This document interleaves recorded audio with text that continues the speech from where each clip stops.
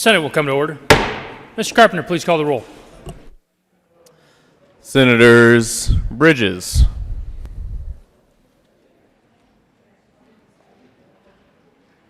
Bridges,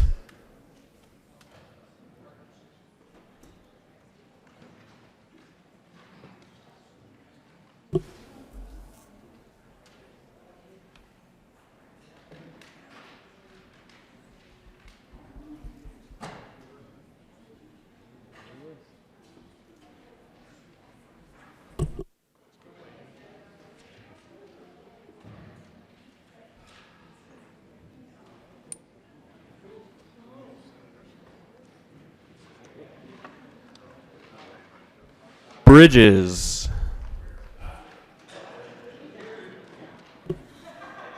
Cook,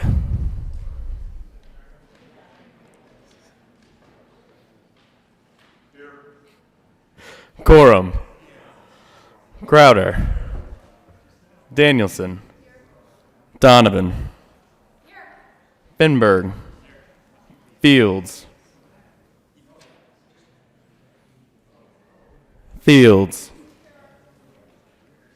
Foote, Gardner, Janal, Gonzalez, Hanson, Hill, Heisey, Holbert. Excused. Lee, Lundeen, Marble, Moreno, Pedersen, Excused. Priola,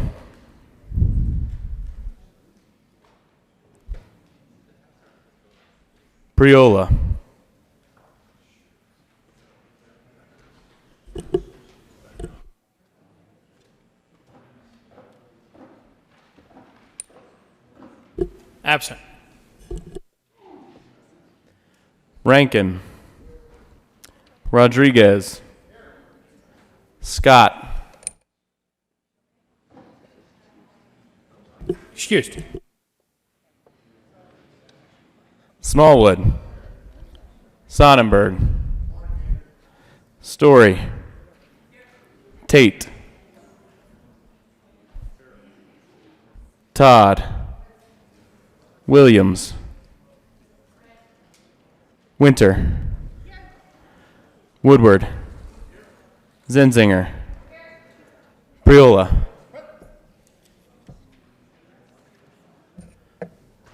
Mr. President. Here. With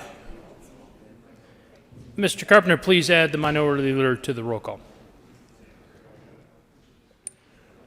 With 33 present, 0 absent, 2 excused, we have a quorum. Senator Quorum, will you please lead us in the Pledge of Allegiance? Thank you, Mr. President. Members and guests, please join me in the Pledge of Allegiance. I pledge allegiance to the flag of the United States of America and to the republic for which it stands, one nation under God, indivisible, with liberty and justice for all. Approval of the Journal. Senator Story. Thank you, Mr. President. I move that the reading of the Journal of Tuesday, January 21st, 2020 be dispensed with and that the Journal be approved as corrected by the Secretary. You have heard the motion. All those in favor say aye. All those opposed, no. The ayes have it. The motion is adopted. Senate Services. Correctly printed, Senate Joint Resolution 3 and 4. Appointments to statutory committees. Mr. Carpenter, please read the appointment letter to Legislative Council Committee. President of the Senate, January 17, 2020, Ms. Natalie Mullis. Ms. Natalie Mullis, please be advised that pursuant to CRS 23301, I'm appointing Senator Carrie Donovan, replacing Senator Lois Court, to serve on Legislative Council effective immediately. Sincerely, Leroy M. Garcia, Jr., Senate President. Mr. Majority Leader. Thank you, Mr. President. I move for the approval of the appointee to the Legislative Council Committee concerning the appointment of Senator Donovan to fill the vacancy created by Senator Court's resignation. You have heard the motion. Are there any no votes?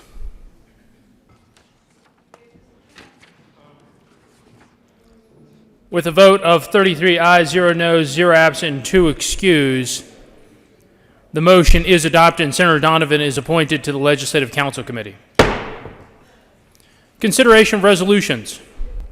Mr. Carpenter, will the clerk please read the title to Senate Joint Resolution 004? Senate Joint Resolution 4 by Senator Garcia and Representative Becker concerning parking on the grounds of the state capitol. Mr. Majority Leader. Thank you, Mr. President. I move SJR 004 and ask for an aye vote. Members, the statutes authorize the General Assembly to allocate the parking distribution. This is important business, so I hope everybody is paying close attention to our parking spot allocation this morning. The General Assembly has the authority to allocate parking distribution in the circle and on the grounds, which has to be accomplished through a joint resolution. So that's what this is this morning. The last time we addressed this was in 2005. Parking has changed a little bit. I'm not really sure how. Maybe it's gotten more automated, and so we have to update our statutes accordingly. No, this is actually just updating some things that have been in practice, but we officially have to do it through a resolution to get it into statute. Feel free to read it. It is a quick resolution, nothing tricky in there. I think we took a couple spots away from the governor's office, so if that sweetens the deal for anybody, I ask for an aye vote. Is there further discussion? Mr. Minority Leader. Thank you, Mr. President. I do urge an aye vote on this resolution. Just so you know, we did consider reducing the number of spaces for the legislative branch by 65 or so, but decided against that. Ask for an aye vote. Senator Bridges. Thank you, Mr. President. And this is an opportunity, I think, to discuss generally how we allocate parking spaces and how we allocate offices here in the Capitol. And this is a long-term goal of mine to move legislators back into the Capitol, to not have them across the street. I had an office across the street for the last 3 years. I visited it maybe 25 times total over that time, just because it's incredibly inconvenient to be over there. The people want us here to do the people's business. I think having offices in this building is something that helps us do the people's business.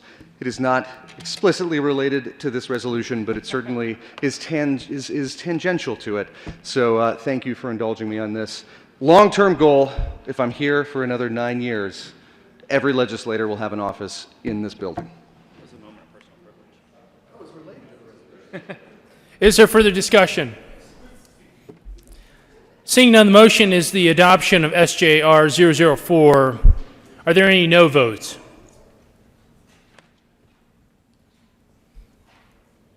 With a vote of 33 ayes, 0 noes, 0 absent, and 2 excused, SJR 004 is adopted. Co-sponsors. Senator Cook. Senator Marble.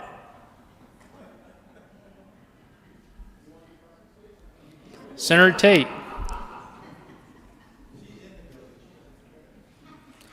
Message from the governor. June 20th, 2019, to Honorable Colorado Senate, ladies and gentlemen. Pursuant to powers confirmed by Constitution and laws of the state of Colorado, I have honor designated appointed submit to consideration the following members of the Colorado Housing and Finance Authority Board of Directors for term expiring July 1st, 2023. Max Tyler of Lakewood, Colorado, serves as a member representing the public reappointed. Julie J. Bruin of Bellevue, Colorado, serves as a member representing the public reappointed. Michelle Gersey Miles of Trinidad, Colorado, serves as a member representing the public appointed. Sincerely, Jared Polis, Governor. Announcements.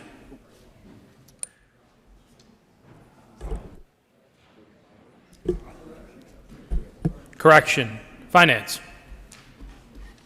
May 4th, 2019, to Honorable Colorado Senate, ladies and gentlemen, pursuant to powers confirmed by Constitution and laws of the state of Colorado, I have honor designated appointed submit to consideration the following member of the Public Employees Retirement Benefit Plans for term expiring July 10th, 2022. Thomas J. Barrett of Denver, Colorado, serves as representative experience and competence in investment management, finance, and banking, economics, accounting, pension administration, or actuarial analysis, and is a Democrat appointed. Sincerely, Jared Polis, Governor. Finance. Announcements. Senator Williams. Thank you, Mr. President. Members of the Business, Labor, and Technology Committee, we will have our joint Business Affairs and Labor Committee meeting today at 1:30 p.m. in the Old State Library. Thank you, Mr. President. Senator Foote. Thank you, Mr. President. Members, I wanted to draw your attention to a sheet that's been placed on your desks about the Safe Streets Day at the Capitol, hosted by Bicycle Colorado tomorrow. And they will be here and offering breakfast for anyone that is interested. And it will be, I think, fairly healthy breakfast, if the past is any indicator of what they'll be serving again this year, starting at 8 o'clock outside of the old Supreme Court chambers, and also those that have you as their senators will also be trying to chat with you, maybe off the floor or sometime in the morning as well, about issues that they care about. So please join them starting at 8, breakfast outside of the old Supreme Court chamber. Thank you. Senator Senzinger. Thank you, Mr. President. May I ask for a moment of personal privilege? Granted. So, members, this is not an announcement. This is a tribute. Senator Story and I would like to share with you this tribute in honor of the Colorado Opportunity Scholarship Initiative Day at the Capitol, which is today. So if we could have your attention. We're going to go ahead and read the tribute. The state of Colorado, the Senate and House of Representatives convened in the second regular session of the 72nd General Assembly hereby extends heartiest congratulations and commendations to the Colorado Opportunity Scholarship Initiative. Established by the legislature in 2014 with the goal of boosting financial success and academic support services to Colorado students by matching community-raised dollars to multiply opportunity and through multi-year grants to provide support programming alongside tuition assistance. COSI has awarded $47 million to help more than 75,000 students persist toward graduation. In 61 counties and in all public institutions of higher education, COSI is erasing equity gaps and has transformed the lives of families least likely to earn a credential. More than 87% of COSI students persist in their education, moving Colorado towards 66% overall attainment by 2025. We honor and give tribute to COSI on the occasion of their day at the Capitol and encourage students across Colorado to dream big and work hard, knowing their state is a committed partner in their success. On request of Senator Rachel Zenzinger and Senator Tammy Story, Representative Kathy Kipp and Representative Mark Baisley, given this 22nd day of January 2020, State Capitol, Denver, Colorado, signed by President of the Senate Leroy Garcia and Speaker of the House of Representatives Casey Becker. And members, we are joined today on the floor by students that participate in the COSI program. If they could stand for us. Thank you so much for all of your goals towards higher education and for being with us today. We really appreciate it.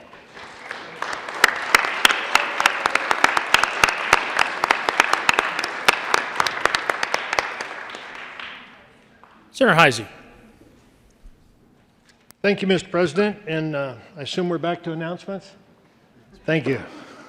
This evening, 5:30 at the University Club, the Colorado Motor Carriers Association is having their reception, and while it's easy to take our friends the truckers for granted because we see them all the time, just think that everything in this building and everything in your home has been on a truck somewhere in its life. So I would encourage you to all stop by and show some appreciation for our trucker folks.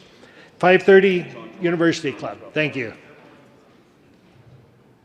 Senator Lee. Thank you, Mr. President.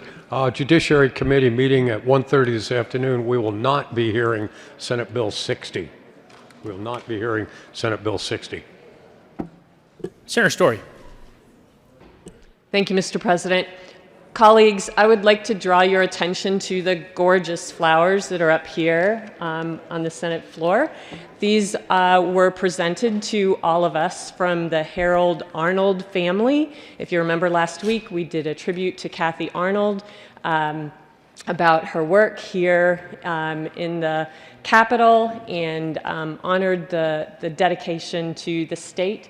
And the family was incredibly gracious and grateful for the presentation of the memorial. They were so impressed by how it was all presented to them, and they sent these flowers to all of us. Senator Cook. Thank you, Mr. President. Colleagues, today the Energy Caucus will be meeting for lunch down in room 109. It's a mix of business, solar, renewable, gas, oil. It's nonpartisan, and it's also sponsored by the University of Colorado. So please join us today at 1:30 at room 109. Thank you. Senator Foote. Thank you, Mr. President. State Affairs is meeting this afternoon. We have 5 bills on the agenda, starting with Senate Bill 34, Senate Bill 69, Senate Bill 41, Senate Bill 71, and Senate Bill 20, to be held in room 357 starting at 1:30. See you there. Senator Zenzinger. Thank you, Mr. President. Members, I should have mentioned when we did the Cozy tribute that as part of Cozy Day at the Capitol, there will be lunch in the West Foyer, so please plan to join us there and grab a little bit of lunch and chat with the students. Thank you. Senator Donovan and Senator Sonnenberg. Senator Donovan. Thank you, Mr. President. I would like to request a moment of personal privilege. Granted. Thank you, Mr. President. Colleagues, the stock show is in town. How do you know that? Well, you know it for 2 reasons, because we constantly ask you for, no, that's not the stock show. We constantly ask you for support of the junior livestock auction, and we also get to host some very accomplished and fantastic young women on the floor. And so Senator Sonnenberg and I will be sharing duties today of introducing you to these ladies. Being a rodeo queen is much more than perhaps often we perceive and limit it to, as these accomplished ladies who ride horses at breathtaking speed around the rodeo. But behind that talent and skill are accomplishments that are quite remarkable. And these young women end up being incredibly strong voices and advocates for the entire agricultural community. And we are joined by some of the top-notch ones from across the country. So it is my pleasure to introduce 3 of you. And if you would stand as I introduce you, we'll be able to pay our respects to you guys. First off, we have Miss Rodeo North Carolina, Miss Taylor King. She is 21 years old, and just in that young age, she has accomplished quite a bit. She has always had a passion for agriculture and rodeo since she began riding when she was just a young gal. In high school, she was an active member of her FFA chapter, and we know the importance of those chapters across our state, and held numerous leadership positions within her chapter. She had the opportunity to compete nationally, representing North Carolina in public speaking, and she spends her spare time serving others through equine therapy, which is just a remarkable accomplishment. So please help me and welcome Miss Rodeo North Carolina.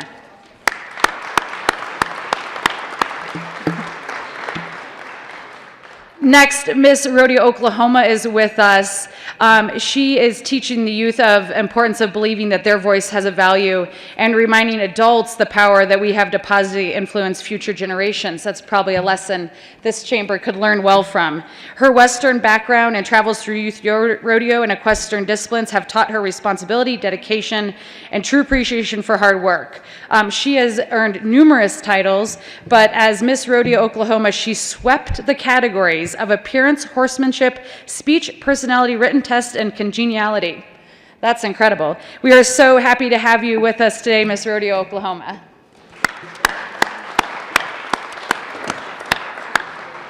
And finally, I have the pleasure of introducing Miss Rodeo Wyoming, our good neighbor to the north, Rachel Durner. I'm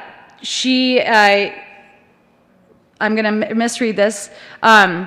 She grew up also, no surprise, on the back of a horse. She loves rodeo, agriculture, and her Western heritage. She was involved in 4-H, raising and showing livestock, and learning those important life lessons, which is why we always ask you guys to support the junior livestock auction. She knows her industry issues and has been an educated voice for agriculture. She's determined to use her role to support the agricultural industry, and after her duties of Miss Rodeo Wyoming, would like to prepare for her career and continue to be an advocate for all things ag. So please join me in welcoming Miss Rodeo Wyoming.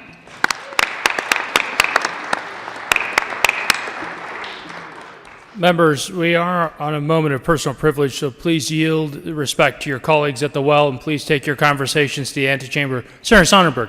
Thank you, Mr. President. Ask for a moment of personal privilege. Granted. Thank you, Mr. President. And I have the great opportunity to introduce you to Jolie Walrath from Nebraska. She is our Miss Rodeo Nebraska. Jolie grew up in Ashton, Nebraska, and is the daughter of Jamie and Jackie Walrath. Jolie's small-town roots and involvement in the family farm instilled her love for agriculture. She was raised in the 4-H program, FFA, and was also a member of the Nebraska High School Rodeo Association. She went on to attend the college at the University of Nebraska-Lincoln. Wyatt University of Nebraska, she studied animal science with an equine emphasis and graduated from there in December of 2019 with her degree in animal science. Help me welcome Miss Rodeo Nebraska, Jolie Walrath.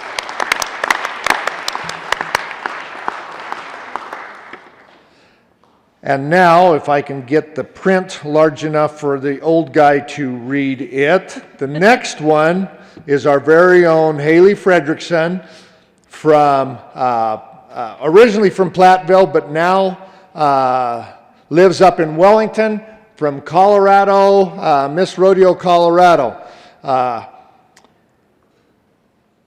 She followed in her mom's footsteps, starting to entering barrel racing at the age of 2. Which then led her to compete in local saddle clubs and jackpots across the state. To enhance her strong voice and advocacy for agriculture, Haley became a first-generation college graduate, earning her bachelor's degree in animal science with a concentration in agriculture business from CSU. She was a leader there in the animal, as well as animal science steward. With her ambition to earn her master's, she plans to work within the agriculture industry. Help us welcome Miss Rodeo, Colorado.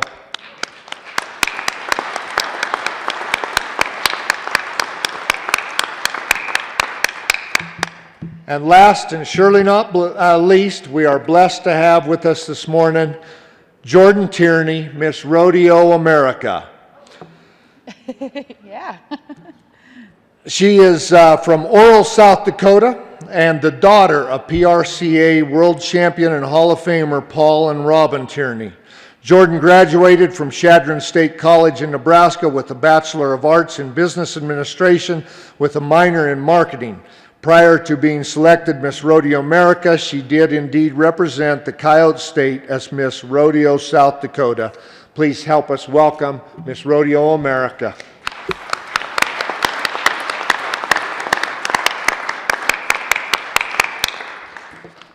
Mr. President, thank you for the opportunity to introduce these wonderful ladies. And ladies, if you would all stand up so we could give you one thank you from us in the Senate. We appreciate what you do as advocates for agriculture.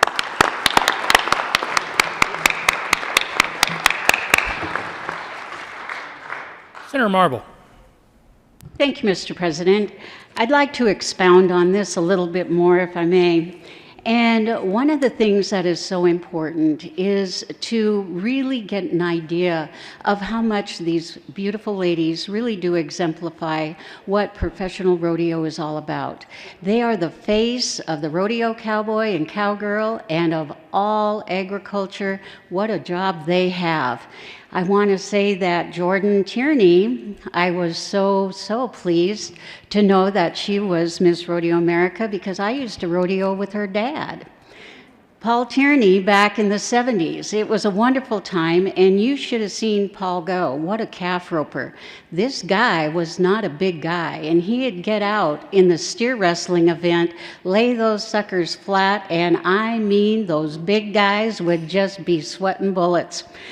It was really a sight to behold. Paul was a 9-time NFR calf roping contestant, and he won the all-round, I believe, in 1980.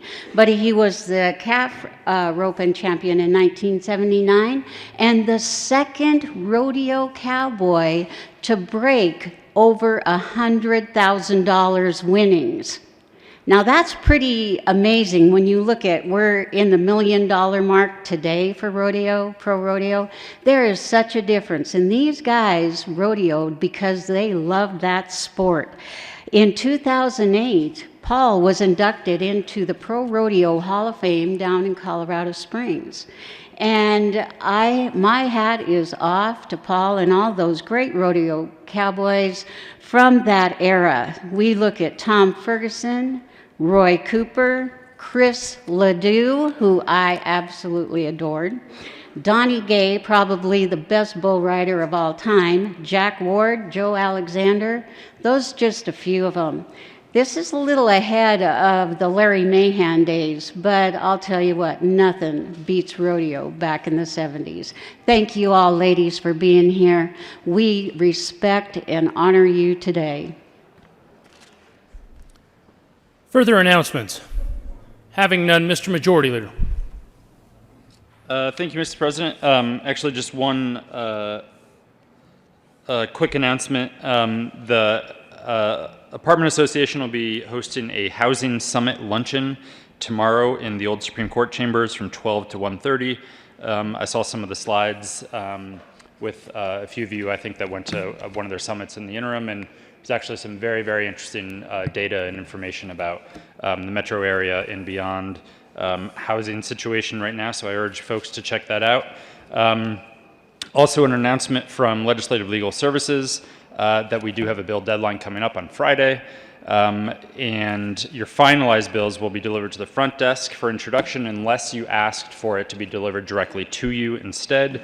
If you wish to have a bill delivered to you instead of the front desk, you must have that bill completely finalized with your drafter by 5 p.m. tomorrow for it to be able to get in time. If your bill is delivered to you, don't forget to then turn it in to the front desk no later than 4:30 on Friday to make sure it meets the deadline. And if you do have that bill delivered to the front desk or to you, it should not then be returned back to your drafter or Legislative Legal Services for any reason. If you want to amend it or anything like that, just do that through the normal amendment process. I'm guessing people have this down by now, but just another reminder before our bill deadline on Friday. Mr. President, I don't think we got anything else, so we will probably be reading some bills across the desk, so I move that the Senate recess until 12 today. You've heard the motion. All those in favor say aye. All those opposed, no. The ayes have it. The motion is adopted. The Senate will stand in recess until 1200 hours today.